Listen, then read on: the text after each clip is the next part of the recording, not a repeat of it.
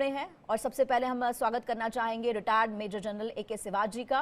इसके बाद हमारे साथ स्वागत करेंगे हम ग्रुप कैप्टन यू के देवनाथ जी का और हमारे साथ मेजर जनरल ध्रुव कटोर जी भी हैं। आप तीनों मेहमानों का बहुत बहुत स्वागत है। सबसे पहले मेजर जनरल ए के शिवाजी, आप कैसे देखते हैं पाकिस्तान ने क्या कर डाला अफगानिस्तान पर हमला करके? हाँ देखो पूजा, ये सच्चाई है कि जब 15 अगस्त 2021 को तालिबान ने टेक ओवर किया था अफगानिस्तान को, तो एक बहुत खुशी बनाई गई थी पाकिस्तान में।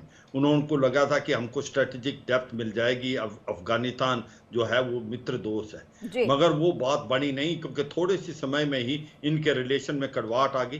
क्योंकि अफगानिस्तान जो है वो डूरन लाइन को नहीं मानता। जो पख्तून है खैबर पख्तूनख्वा में, वो अपने आप को अफगानी मानते हैं और वो शरिया लॉ लाना चाहते हैं। तो पाकिस्तान के जो प्रॉब्लम है वहीं से स्टार्ट हुई। और फिर क्या था, जो तहरीक तालिबान पाकिस्तान है जिसने नवंबर 2022 में सीज फायर तोड़ दिया, उसकी बेसिस सारी अफगानिस्तान में। तो अब होता क्या है कि तहरीक तालिबान पाकिस्तान जो कि अफगानिस्तान के अंदर बेसिस है, आके ऑपरेट करता है पाकिस्तान में और उनको काफी कैजुअलिटी कर रहा है और उनके लिए एक सिर दर्द बन गया है पाकिस्तान के लिए।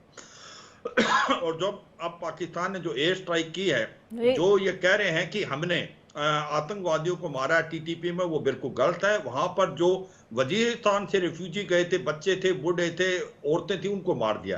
अब अफगानिस्तान ने मन बना लिया है कि इसका जवाब देंगे। और जिस प्रकार से तालिबान गवर्नमेंट कह रही है ये हमारी टेरिटोरियल इंटीग्रिटी और सोवरेनिटी पे झटका है, हम इसका बदला लेंगे। तो कहने का मतलब है रिलेशनशिप में देखना बहुत कड़वाहट आएगी। और यही नहीं कि आपकी प्रॉब्लम चली हुई है अफगानिस्तान के साथ, बलूचिस्तान लिबरेशन आर्मी जो एक फ्रीडम स्ट्रगल कर रही है, जेन्युइन फ्रीडम स्ट्रगल, वो भी बहुत हावी हो रही है। और इसी प्रकार से ईरान में जो जसल अल अदल सुन्नी मिलिटेंट्स हैं, ये पाकिस्तान ईरान में भेजता है। तो यह सच्चाई है पाकिस्तान का असली चेहरा। पाकिस्तान एक हब सेंटर है टेररिज्म का। मैं एक चीज बताना चाहूंगा पूजा, कि जब 2013 में हिलेरी क्लिंटन आई थी सेक्रेटरी ऑफ स्टेट, उसने ये कहा था कि अगर आप अपने घर में सांप पालेंगे और आप ये सोचेंगे कि आपको नेबर को ही डसेगा, तो एक दिन वो आपको भी डसेंगे। तो ये जो तहरीके तालिबान पाकिस्तान है, ये आतंकवाद खड़ा किसने किया? ये पाकिस्तान ने किया। और पाकिस्तान ये गुड और बैड टेररिस्ट में फर्क करता है। जो आतंकवादी भारत की तरफ भेजता है, जो कि लश्कर तोबा जैसे मोहम्मद, उनको गुड टेररिस्ट बोलता है, और जो इसके अगेंस्ट लड़ते हैं उनको बैड टेररिस्ट। तो ये सच्चाई है, पाकिस्तान अपने ही जो बीज बोए थे वो फल काट रहा है और आज वो सिविल वार की तरफ पहुंच रहा है। जिस प्रकार से हालात हैं पाकिस्तान में, पॉलिटिकल इंस्टेबिलिटी, इकोनॉमिक क्राइसिस और आतंकवाद का बढ़ना, ऐसा लगता है पाकिस्तान ज्यादा देर इकट्ठा नहीं रह पाएगा। इसके 4 टुकड़े होंगे, खैबर पख्तूनख्वा, बलूचिस्तान, सिंध और पंजाब। उसकी वजह यही है कि पाकिस्तान का डबल चेहरा, आतंकवाद का इसने सहारा लिया। आज आतंकवाद ही इसको काटेगा और खाएगा। जी, मैं ग्रुप कैप्टन यूके देवनाथ जी आपके पास आना चाहूंगी। आप कैसे देखते हैं कि अगर हम बात यहां पर कर रहे हैं कि अब तालिबान जो है, अफगानिस्तान जो है, वो क्या करने वाला है पाकिस्तान के लिए, कितनी बड़ी मुसीबत जो है खड़ी हो गई है? क्योंकि पाकिस्तान कह रहा है कि ये आतंकवादी हैं, ये हमें परेशान कर रहे हैं। मतलब जो आपने खुद पाले हैं, जो आपने पेड़ खुद उगाए हैं, बोया पेड़ बबूल का तो आम कहां से होए, वही वाली कहावत है। तो आप कैसे देखते हैं कितनी बड़ी मुसीबत पाकिस्तान के लिए है अब? देखिए, पाकिस्तान ने अगर अफगानिस्तान के अंदर घुसकर एयर स्ट्राइक की है तो यह दर्शाता है कि पाकिस्तान की जो आर्मी है और रेंजर्स हैं या उनकी फॉरवर्ड लोकेशन में जो बॉर्डर कॉन्स्टेबलरी है, वो फेल हो गई है जमीन पर कंट्रोल करने के लिए।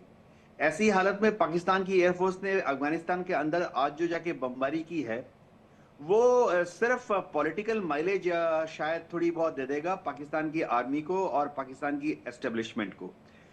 मैं खुद एयरफोर्स में था, 34 साल फाइटर पायलट था। सैकड़ों बॉम्ब्स पीस टाइम में प्रैक्टिस के दौरान गिराए हैं। पूजा, मैं आपको बताता हूं कि ये जो बॉम्ब पाकिस्तान की एयरफोर्स गिराती है अपने जहाजों से, ये ज्यादा एक्यूरेट नहीं होते। कभी ये टारगेट के 50 गज इधर गिरते हैं, कभी ये टारगेट के 100 गज उधर गिर जाते हैं। ऐसी हालत में अगर पाकिस्तान दावा करता है कि उसने टेररिस्ट कैंप को या टेररिस्ट को, टीटीपी के, उनको एक्यूरेटली अटैक किया, तो ये सरासर टेक्टिकली एक रॉन्ग दावा है। हाँ, अफगानिस्तान में काबुल में जो तालिबान की सरकार है, वो इसे अपने स्वतंत्रता पर, अपने अभिमान पर एक हमला मानेगी। उन्होंने पहले भी कई बार टीटीपी को और भी एडिशनल सहायता दी है। हम देख सकते हैं कि अगले एक हफ्ते के अंदर ही टीटीपी को बहुत सारे हथियार दिए जाएंगे और अफगानिस्तान की जो तालिबान सरकार है वो टीटीपी के इन लड़ाकों को अपने लॉन्च पैड से फिर से पाकिस्तान के खैबर पख्तूनख्वा वजीरिस्तान एरिया में घुसा देगी। इनके जो लड़ाके होते हैं काफी जांबाज होते हैं। उनकी इंडिविजुअल ब्रेवरी होती है, मैं उसको स्टडी करता हूं और मैं दाद देता हूं कि ये किसी से डरते नहीं हैं। एक दो तीन लड़ाके जो हैं टीटीपी के, पठान ब्लड गरम खून होता है, वो मरने से डरते नहीं है। आगे बढ़कर हाथ में हथगोला लेकर पाकिस्तान आर्मी के टैंक की तरफ बढ़ जाते हैं। तो इनको कंट्रोल करना बहुत मुश्किल है। एक और चीज जो है मैं बताना चाहता हूं आपके माध्यम से दर्शकों को कि ये जो लड़ाके हैं ये माउंटेन वॉरफेयर में एक्सपर्ट हैं। क्या होता है कि इन्होंने सब पहाड़ों की चोटी पर अपने ऑब्जर्वेशन पोस्ट बनाए हुए हैं। इनको मालूम है कि पाकिस्तान के रेंजर्स या आर्मी जब जाएगी तो वो कॉन्वॉय में जाएगी, सड़कों के रास्ते से जाएगी, पगडंडियों के रास्ते से नहीं जाएगी। तो पहाड़ के ऊपर से ये देख लेते हैं जब पाकिस्तान आर्मी के कॉन्वॉय 10 किलोमीटर, 5 किलोमीटर, 6 किलोमीटर दूर होते हैं। और अपनी जो फायर बेस है इनकी बहुत मजबूत है। इन्होंने सभी पहाड़ियों के ऊपर रिंग डिफेंसेस बनाए हुए हैं जी। रिंग डिफेंसेस बनाने की वजह से क्या होता है, ये फायर करते हैं और फिर जहां से फायर किया उसके तुरंत दाएं या बाएं खाइयों में जाके डिस्पर्स हो जाते हैं। तो नीचे से अगर पाकिस्तान की आर्मी के आर्टिलरी भी फायर करती है, लॉन्ग रेंज आर्टिलरी से, या मोटर फायर जो हैवी मोटर्स हैं उनका इस्तेमाल करती है, वो इनके टीटीपी के लड़ाकों के ऊपर जाके नहीं करते, क्योंकि टीटीपी के लड़ाके तब तक अपने रिंग डिफेंसेस में दाएं बाएं तितर बितर हो जाते हैं।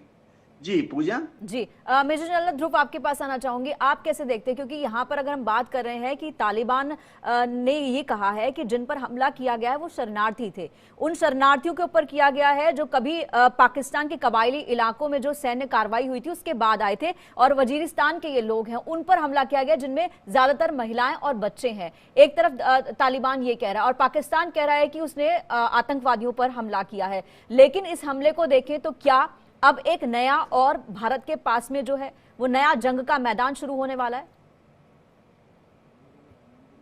ये जिस प्रकार से मैं सोचता हूं जी, बेशक वो तालिबान का कैंप था जी, फर्ज करो अगर तालिबान का कैंप भी था, लेकिन जो टेरिटोरियल इंटेग्रिटी है अफगानिस्तान की उसको उन्होंने पार कर दिया है पाकिस्तान ने। वहाँ पर अपना एयरफोर्स, पाकिस्तान एयरफोर्स को अफगानिस्तान के ऊपर उनकी टेरिटरी पे जाके अपने बॉम्ब फेंकना, ये मैं समझता हूँ ये युद्ध की निशानी है।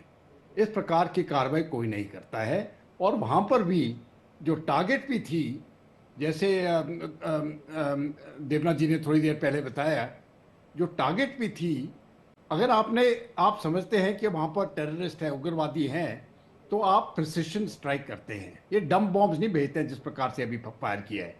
प्रिसिशन स्ट्राइक का मतलब है कि आप 1 मीटर के दौरे के अंदर ही वो आपकी मिसाइल वहाँ पर गिरेगी। उस प्रकार का हमला नहीं था ये। इसीलिए सुनने में आया 40-50 जो लोग उसमें मरे हैं, ज़्यादा करके बच्चे और औरतें मरी हैं। और ये चीज़ मुझे नहीं लगता है अफगानिस्तान पाकिस्तान को माफ़ करेगा। ये बहुत गंभीर हालत में अभी आ गई है, क्योंकि अफगानिस्तान जो है वो अपने आप को अफगानिस्तान उस प्रकार से नहीं कहता है। वो कहता है कि हम इस्लामिक एमिरेट है, इस्लामिक एमिरेट अपने आप को कहता है। और उन्होंने दूसरा वायदा ये लिया था कि जो भी उग्रवादी अफगानिस्तान में शरण लेते हैं उनको वो हैंड ओवर नहीं करेंगे।